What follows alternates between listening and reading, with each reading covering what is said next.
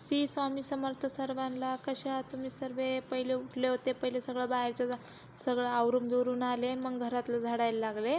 माझा पिल्लू आज झोपलेला होता, म्हटलं पटकन त्याच्या उठायच्या पहिले आवरून घ्यावा. मला आंघोळीला पण जायचं होतं, कारण की माझा पिल्लू झोपलेला होता. म्हणलं त्यावरून पटकन आंघोळ करून घ्यावी.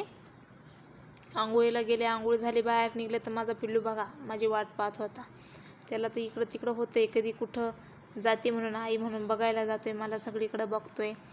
नंतर चला म्हणलं पटकन आंघोळ झालेली आहे तर देवांना पण आता चांगलं फ्रेश वगैरे करून देवाची देवपूजा वगैरे करून घेऊ म्हणलं.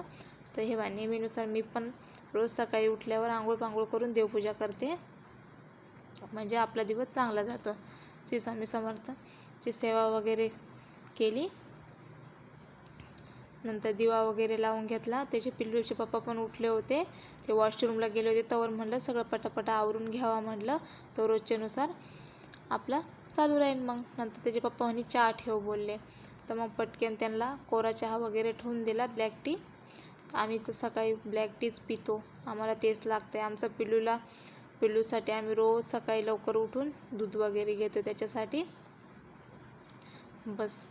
कारण दूध तर खूप पित नाही तो, आणि खूप विकनेसपणा पण आहे त्याच्यामध्ये, तब्येत पण वाढत नाही. तुम्हाला काही आयडिया असेल तर सांगा मला, तर मी त्याच्यासाठी काय करू काय नाही त्याची तब्येत वाढण्यासाठी. तर हे माझं घरातलं सगळं रोजच्यानुसार काम चालू आहे. पटापट सगळं आवरून बिवरून घेतलं. भांडे पडलेले होते घसायचे थोडेसे, मग ते पण घसून घेतलंय. तेवढंच माझ्या बोटाला लागलं होतं, हे नंतर त्याला बँडेज वगैरे लावलं. खूप आग मारित होतं, पण काय करणार आता, लागलं तर आपल्याला हे तर करावंच लागणार आहे ना. त्याच्यामुळं पटकन आवरून घेतलंय. नंतर छान असं जेवण घेतलं होतं जेवायला. तर हे बघा आमचा पिल्लू तर सगळ्यात रेडीच आहे, पहिलेच खायला बसेल तो, सगळ्यात रेडी.